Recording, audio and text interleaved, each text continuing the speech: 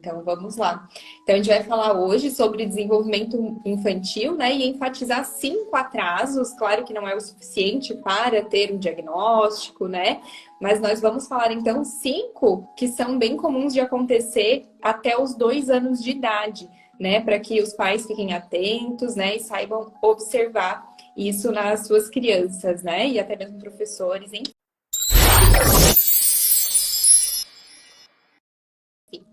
Pode se Boa apresentar, noite. Carol, para as pessoas. Oi, eu sou a Carol, sou psicóloga, especialista em análise do comportamento aplicado ao autismo e desenvolvimento atípico. Trabalho muito com crianças com atraso no desenvolvimento, como síndromes, autismo, TDAH. Também estou pós-graduando em desenvolvimento infantil e neuropsicologia. A maioria que já me conhece, mas eu sou a Caroline, fisioterapeuta pediátrica, trabalho também com condições neurológicas, né? E atrasos do desenvolvimento infantil em geral, estimulação de bebês, tá? Eu sou fundadora aqui da Clínica Neuropédica e a Carol está aqui agora atendendo, né? Trabalhando junto com a gente. Então, nós vamos começar um pouquinho, então, falando, né, da importância da gente conhecer as fases do desenvolvimento infantil. Então, é importante que a gente conheça, né, essas fases, não só do desenvolvimento motor, mas das habilidades social, de linguagem, né? Não precisa ser passo a passo como se fosse um profissional, né? Mas a gente saber o básico do que esperar para conseguir reconhecer os atrasos, né? Não só nos seus filhos, nas suas crianças, mas se for um professor, né, que acompanha crianças na escola, também saiba reconhecer para então poder orientar melhor a família, né? Então, conhecer os sinais em geral. Isso, isso mesmo. E até aí, quando a gente fala disso, né, vem aquela frase assim de cada criança tem seu tempo. E o que tu me diz Isso. disso?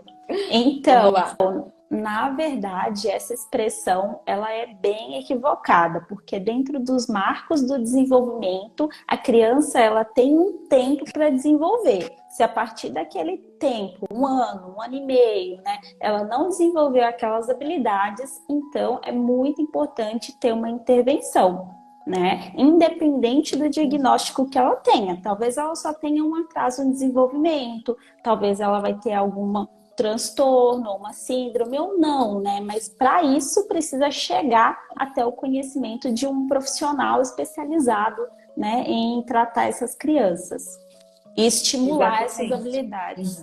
Exatamente o que eu falo, né, sempre aqui. Assim, cada criança tem seu tempo dentro de uma janela que a gente espera, né? Que já foi estudada muito, com um número bem grande de crianças. A gente não decidiu que era até aquela certa idade, olhando ali para o vizinho, para o filho da colega. Não, né? Foram muitas crianças estudadas para que chegasse nesse consenso. Então, existe uma janela que a gente espera que aconteça. E até um certo ponto onde a gente pode esperar antes de começar a estimular, né? Quando passa desse ponto em que a gente espera, é importante sim entrar com avaliações e intervenção, né? E hoje já desde bebê a gente já consegue estimular. Porque é muito perigoso a gente deixar acumular ou deixar o tempo dizer o que vai acontecer com essa habilidade. Porque se tem uma habilidade que ela está em atraso, as outras que dependem dessa habilidade, essa criança não vai conseguir adquirir. Então você trabalha no atraso para que não acumule mais atrasos no desenvolvimento e vira uma bola de neve. Querendo ou não, né, é uma construção no desenvolvimento infantil, né? Ele vai construindo através das experiências, né, que a criança vai vivendo, das oportunidades que ela tem, né, conforme o convívio, né, o ambiente em que ela está, né, da forma em que ela é estimulada, vai influenciar muito nesse desenvolvimento, né? Então, às vezes, se a gente deixar acumular, de fato, vai virando uma bola de neve e é o que a gente vê acontecendo aí todos os dias nas nossas Na prática. avaliações, né? E o que é o desenvolvimento infantil, Caroline? Né? Para as Vamos pessoas lá. entenderem melhor. Assim.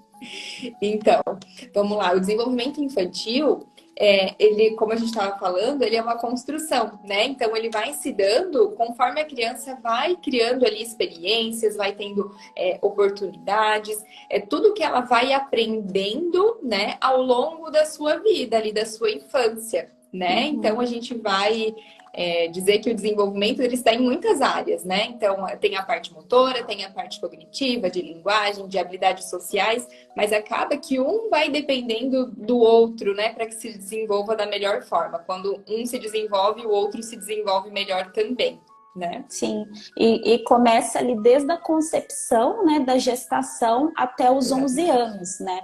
O Estatuto da Criança e do Adolescente vai falar que a adolescência começa a partir dos 12 anos completos, né? Então, a gente tem até os 11 anos, a gente costuma chamar de infância, né? Perfeito. Então, vamos lá.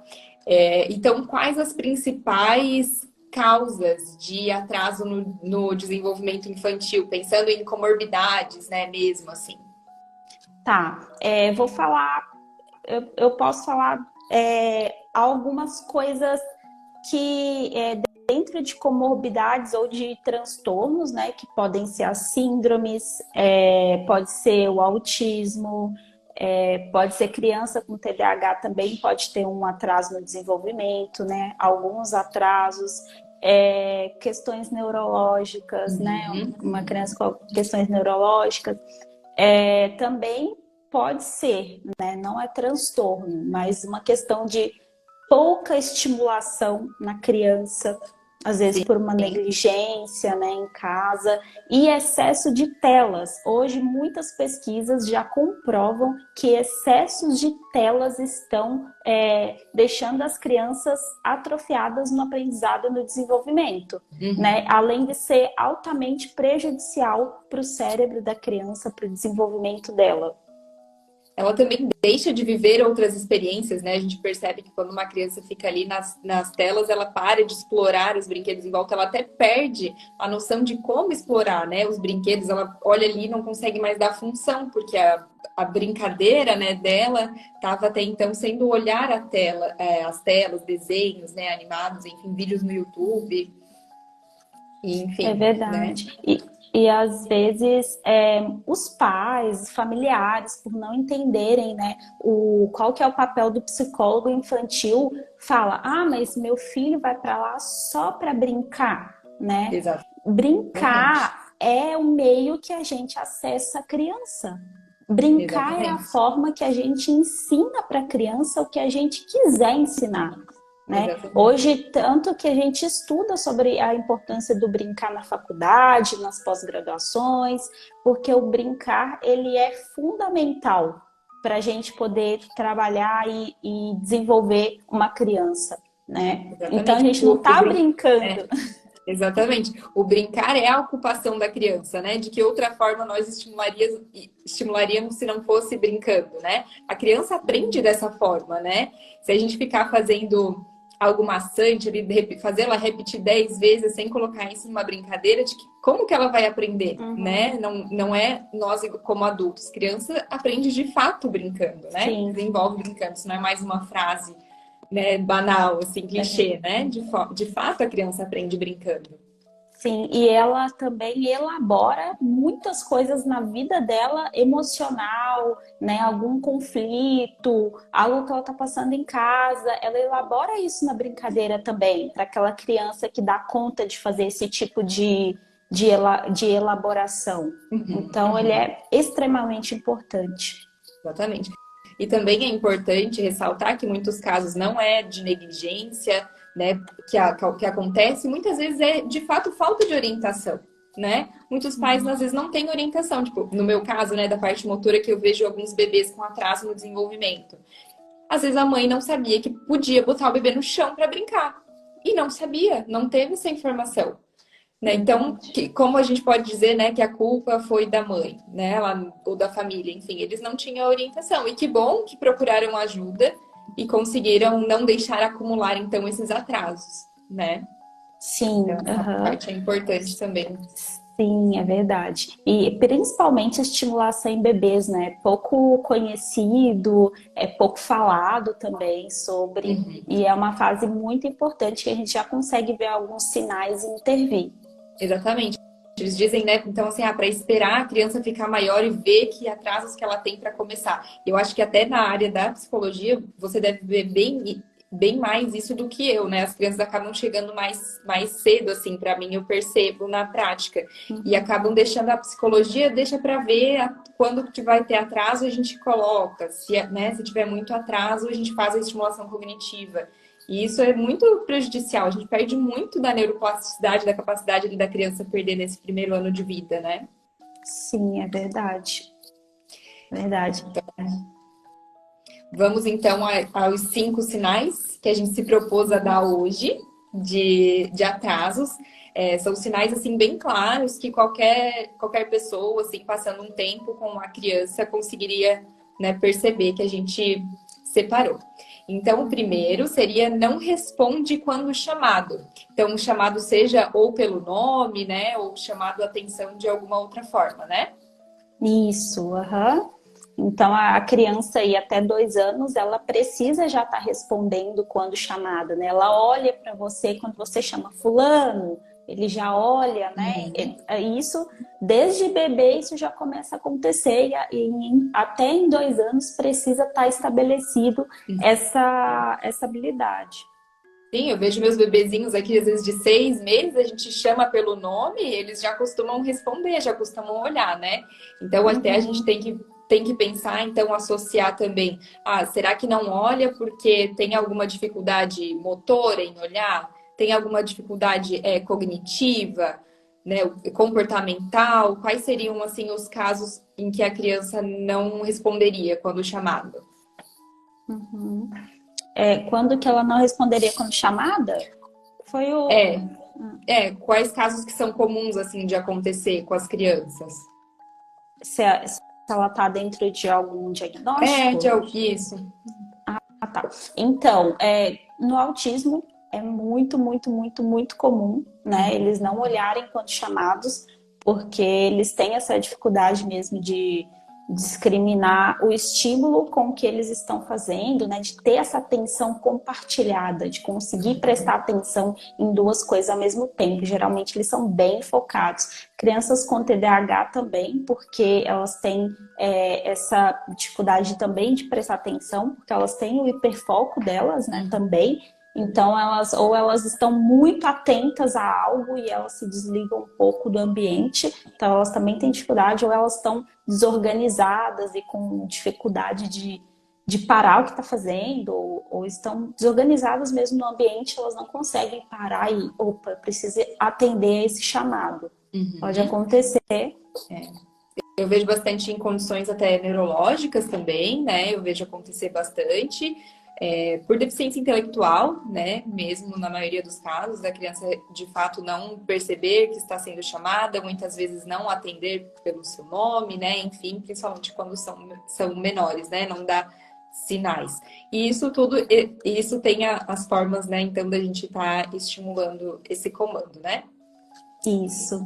Então, vamos ao sinal número 2, que é Uhum. não apontar, né? Então, não necessariamente eu acho que precisa ser com o dedinho, né? Mas apontar, pedir as coisas que quer, né? Apontando com a mãozinha, com o dedinho, enfim, a partir de que idade que isso é esperado? A partir já ali de 1 ano, ela já tem que estar apontando, né? É muito importante que a criança aponte também, que ela faça, que é um Dedinho. dos, que é um meio de comunicação, né? Muito importante, uma comunicação não verbal. Então, Uhum. é uma informação importante que a gente tem de atraso no desenvolvimento, ela não apontar. Sim, é uma das primeiras formas ali da criança pedir de fato o que ela quer, né? Ela mostrando, né, com Sim, sinais. ela vai fazer o né?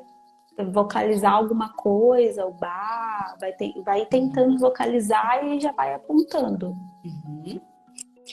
E é isso. E também, de novo, a gente entra nessa coisa de crianças com muita dificuldade motora, né? Tem algumas que não vão conseguir, por dificuldade motora, fazer ali com o dedinho e a gente vai adaptando de outras formas.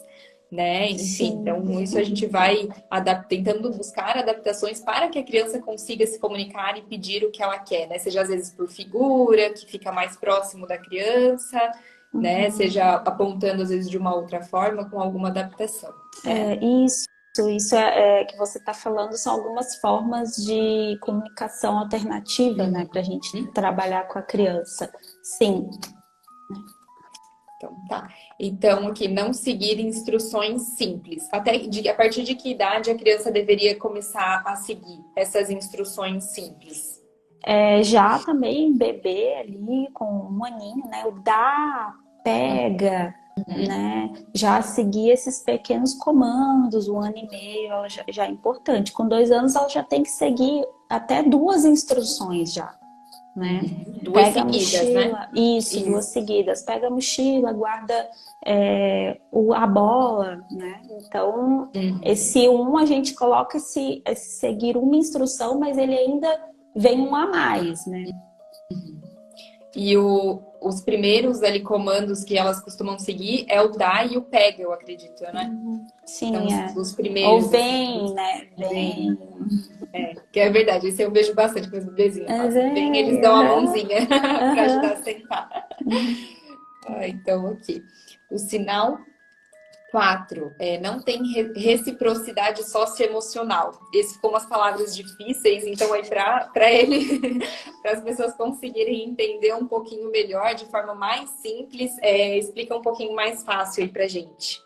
Tá. Isso é, por exemplo, você tá brincando com o bebê, você sorri para ele, aí ele sorri de volta e dá gargalhada. Isso aí já é o início de reciprocidade, Uhum. né? Socioemocional. E aí depois a criança vai ficando maior. Às vezes tem pais que vão perceber mais, né? Lá para 1 ano e meio, né? Sendo que isso já consegue ver em meses de vida já.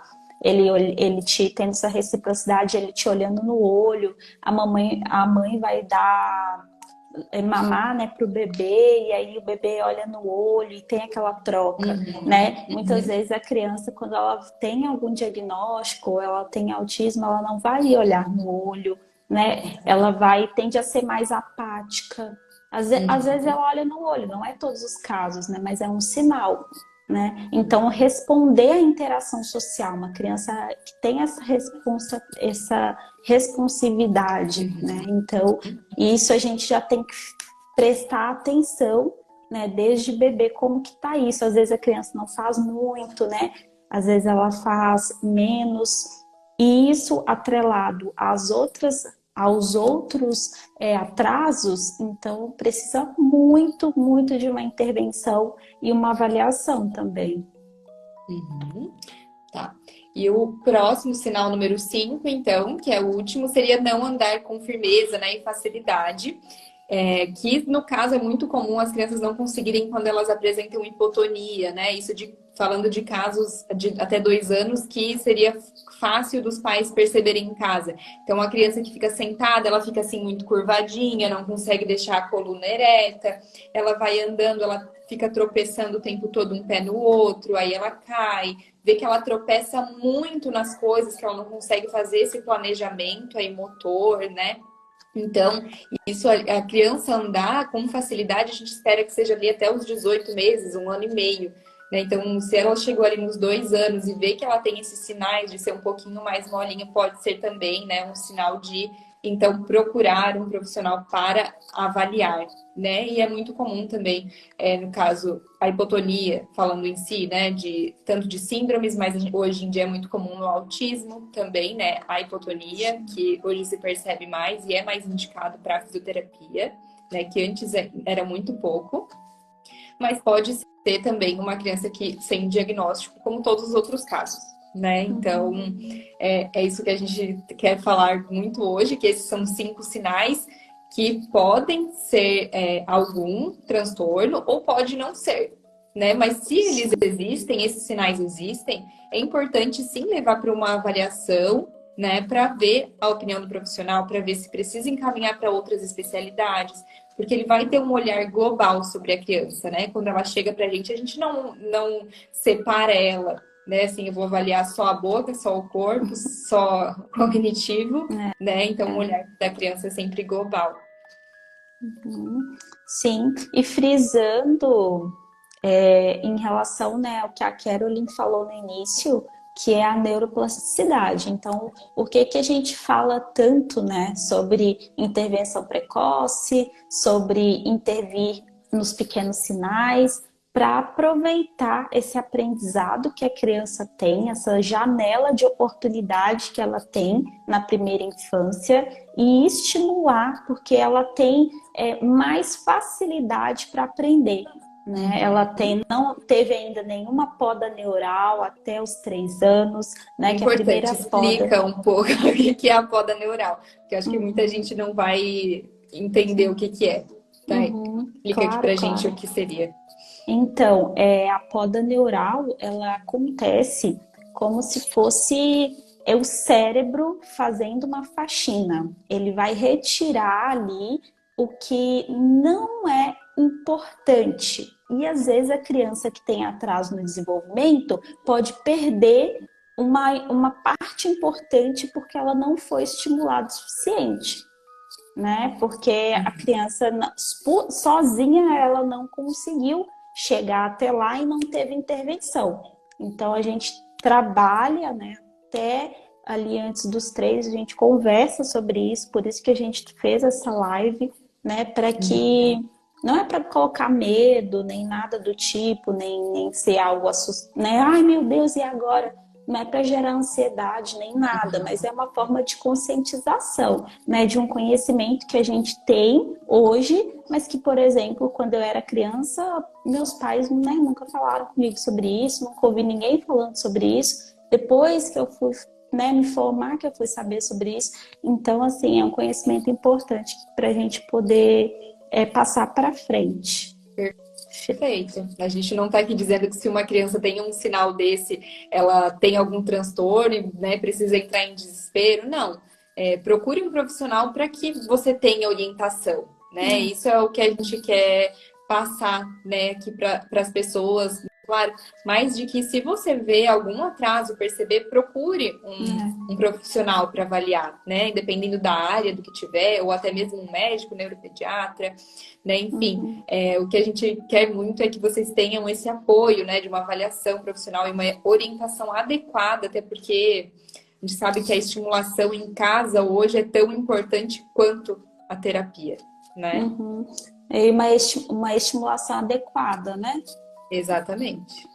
Exatamente, bem orientada, né? De forma correta. Então,